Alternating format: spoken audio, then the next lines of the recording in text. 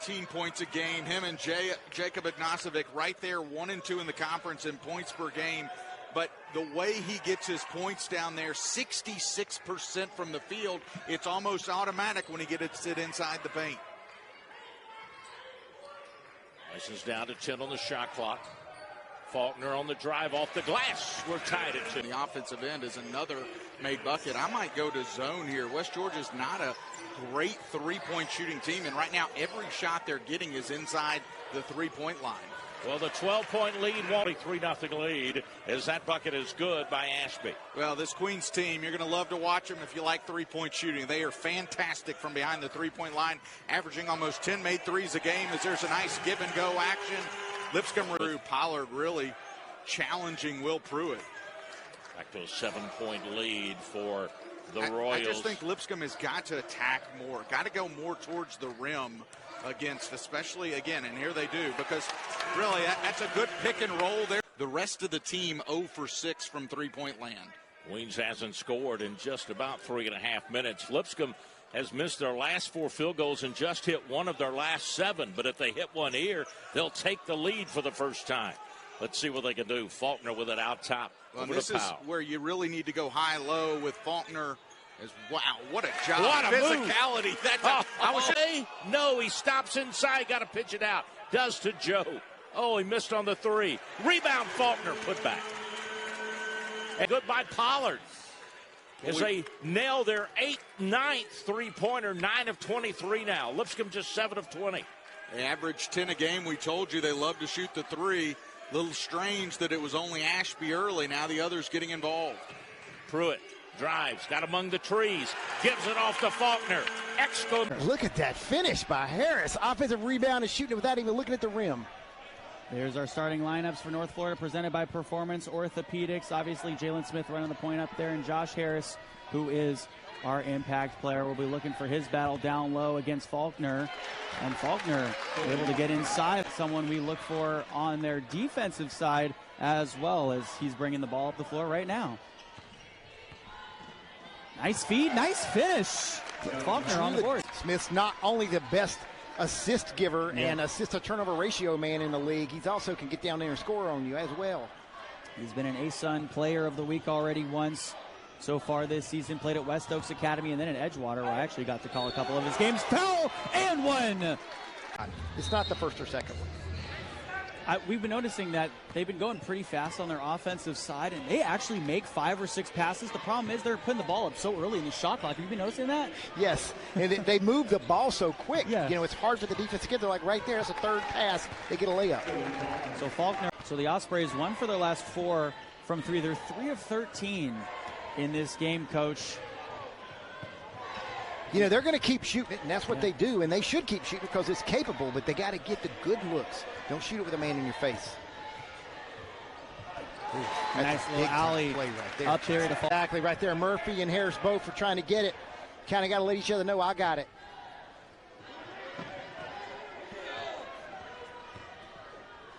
Pruitt inside, and how about Faulkner saying, welcome, done that this game. The freshman didn't know, look out! Look out down below, he almost detonated on everyone in the gym, and they give it right back to him. Wow.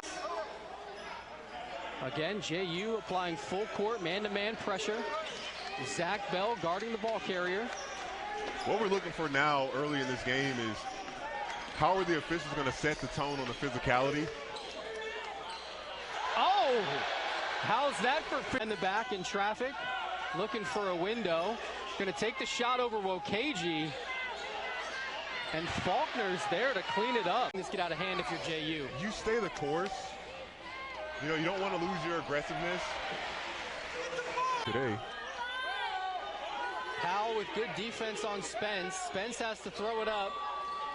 I can't believe that ball hit the rim. That was fantastic defense. Forced a really hard shot. Joe Anderson working on Borio. Great pass and cut. 4-5 roll. I mean, this is about as traditional as a lineup as you can get for this Lipscomb team. Cam Jones puts in the 3, and it's back to a 1-point game. After on that possession, there was a deflection as Faulkner gets the bucket underneath by Faulkner. Defensive end for Lipscomb, and really I don't know if it's been that much bad defense by Lipscomb, just better shooting by Asbury. Yeah, Lipscomb, at first we thought they were off a little bit with threes, but not really. They're doing a great job at 7 of 19. The other team's going 8 of 20. Lipscomb needs one more to match that. Down low, Faulkner off the glass. Great pass, Jay. There's a two-pointer by Jonathan Combs to get things going for the Eagles from Asbury University. Yeah, ends a 16-0 run by the Bisons dating back to that first half. Now we're going to see more of that 1-3-1. I thought early on this 1-3-1 gave Lipscomb a little bit of trouble, but Lipscomb, I think, has found some ways to rebound and a putback. Powell wants to give it to Faulkner, does. He catches it. He had to come to the ground, and then it was stripped away, and then Anderson makes a steal, gets it back to Faulkner. Pruitt gives it up to Faulkner. Faulkner 5 to shoot, going right into Mustafa, and Mustafa sent it away, but Faulkner staying with it. Has been unable to really cut into this Middle Tennessee lead. By and large, it has stayed at this deficit for quite some time. Lipscomb not able to take advantage of that free throw line discrepancy early on. And they just really haven't come unglued from the three-point line. Nope, just 3 of 15 from distance tonight are the Bisons. Faulkner at the rim, losing Loof. 7 to shoot for for Lipscomb. Ignacevic with 5, going against Lance. Dropping it off for Faulkner with a nice finish. And that's that. Other end. 6-point Lipscomb lead. McCrary for a jump shot that won't go. Rebound comes down on the floor, picked up by Will Pruitt.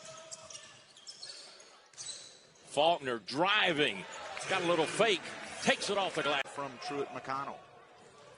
Bisons miss on the bucket. They get to the other end, and a shot up and missed there by E.J. Smith. Speaking of the Cabbage Patch Dolls, we may have to research this, because they've been known to have some different hospitals for Cabbage Patch Dolls. Out to J.O. for 3. Won't go, and the rebound is kicked around and then taken away by J.O. to let it just rock. Finished that 9 out of 10 times. That one just rolled off the rim, though. Ortigo called for the foul. Lipscomb throws it out top to Ignacevic. He drives, finds Powell on the wing, fakes the 3, and now drives toward the bucket. And then we'll hand it off to Faulkner, who uses the glass and gets the 2. There by Miles White on the shot up by Ortiga. Here's Anderson for 3. Too hard, back of the iron. A lot of missed shots tipped here. Away. That was like a pinball on the rebound. Joe Anderson, nice pass. Faulkner, two-handed dunk. And get the bucket. Well, one thing, too, we talked about these two teams and their three-point shooting. Both teams really good three-point shooting. We should have some good post play as well. SEMO has 3, not just 1, but 3 7-footers on their roster. So that's going to be tough for Lipscomb to deal with. Inside to Faulkner this time. Can he counter? He does. 2-2 ball game. No good. Tipped up, battling for the rebound is Ignacevic. Gets it off to Faulkner. Missed on the shot, and he'll get a putback. Seatbelt, we're ready for the final 20 minutes. Will Pruitt makes the inbounds, and Joe Anderson will direct the traffic for Lipscomb. They've got the ball to start this second half. Get around the perimeter. Couple of screens set. Looking for a back tour, usually a set play coming out to start the half. That set play includes Faulkner, who kind of got him looking. He can back around, driving at the elbow, putting up a shot that's short there by Washington Jr. Lipscomb has the ball. You know, Justin, I've caught a lot of games in my life. I don't care if they play at 8 in the morning, it's still night. Yeah, exactly. You call so many night games. Down to Faulkner, lays it over the rim, and now Lipscomb has stretched it out to a 23 the year. Well, it's time to dig into some of those stats that we start looking about here in the last 6 minutes. Bench points, the advantage to the Redhawks, 28-11. But the points in the paint. Oh, talking about points in the paint. A lot of ball screening, a lot of things like this by the guards trying to get downhill. 3 with the bucket. And the miss by Chattanooga. Boylan again comes away with the ball. Logan Subert tries to penetrate, gets cut off. Here's Boylan. Stopped by Joof, the feet inside. And that was supposed to look differently. I would say the coach would agree. I had said earlier, I just thought that there was going to be a 5-minute stretch here where Lipscomb could really kind of assert themselves, and they're on their way to getting it done. Anderson kicks out. Asman, the lob. Faulkner. They try it again. Faulkner works around Richards and scores. 6 minutes remaining, 71-52. Lipscomb at 4-4 on the year, looking to get back over 500 with a win here on the road against the Mocs. Inside, Dylan Faulkner. Faulkner, bad pass. Robeson squares from 3.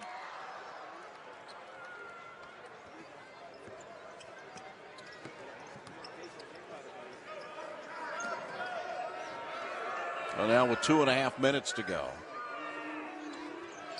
Lipscomb will look to chew up a little bit of clock. Faulkner, the two-hand jam.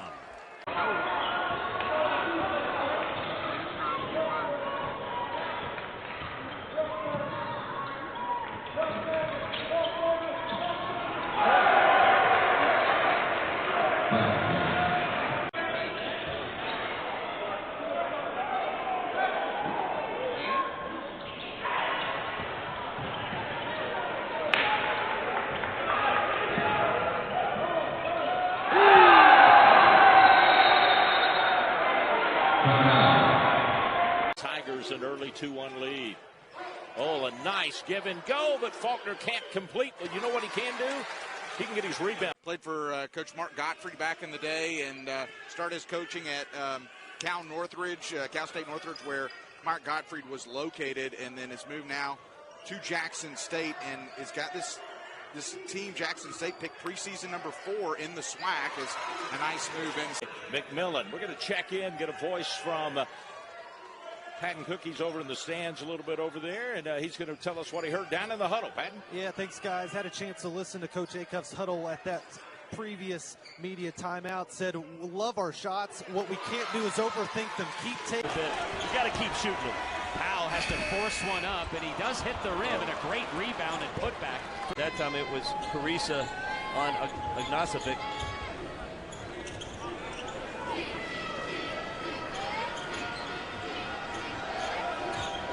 Kerr Kriisa in a blowout like this one at the moment anyway, unable to, or I should say not unable, is the good pass on the back. Is a great three-point shooter, hasn't had a chance to show it yet, but I've seen him in practice, can really shoot it. Going to be a really good player in the years to come. There was just that big question of the 2-year layoff, and he didn't touch a basketball for a long time, and it really hasn't shown. Yeah, it takes a little time to knock some rust off. Down low to Faulkner. Faulkner, turnaround jumper, good, and a foul. It's 16 for him. Yeah, he can shoot it. He gets downhill. That was one thing when you and I sat and watched him play at Wichita State. He can really accelerate. There's the roll I'm talking about right there. See how Faulkner's, and they've even tried to. It's hard to run because of what Lipscomb does defensively, which is run back. But they've clearly made an effort since about the 16-minute timeout to press the pace of this game. Yeah, on a missed shot, Lipscomb's not even going to the bucket. There's a work it inside. Team for Don McHenry. 47-46 WKU by 1. Another deflection. It's hard to remember hardly any deflections in the half court that somebody hasn't gotten their hand on a pass or a dribble. Back door, they go with it. Nice, easy look for Faulkner. Kicks it back to J.O. He'll drive in, gets him in the air, and then his shot from behind going to be blocked. But it fell in. Charlie Williams, they went to the same high school and knew each other. And then you got Brigham Rogers and Faulkner for Lipscomb. They both played on the same AAU team. As Faulkner has it down low, goes up and scores. This 9 points for the Bruins to lead the way for Belmont. And it's a 1-point Belmont lead. Just what you expected. Just a close game between Lipscomb and Belmont in this battle of the Boulevard. Faulkner down low, spins, turns. What's going to happen? The coaching staff, the team stayed with him. He stuck with the team. And wow, he's the ASUN player, reigning player of the week. And right now he's got 28 points in this game.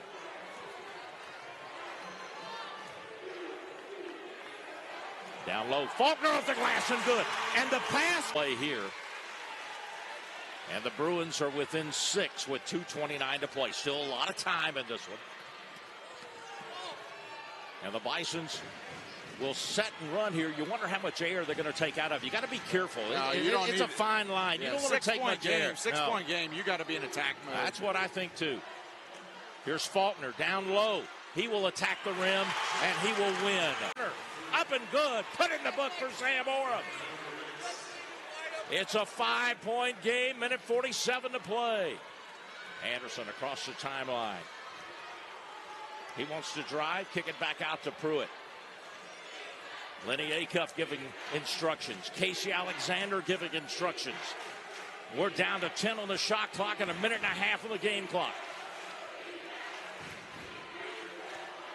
Faulkner backs his way in, shoots it up and good. Threes to be flying in this game, but we've only put 4 in the book, 2 for both teams. Here's Pruitt, forced a shot up, no good. Rebound, Faulkner, his doesn't go. Fires again and gets it. Well, about Pruitt to play it in, and Joe Anderson have to run it down. Just got it before it crossed the midcourt stripe. Anderson, nice pass. Unbelievable. Powell gets the inbound. He's going to go up, try to lay it off the glass. Can't get it. Faulkner with a rebound. Put it up there.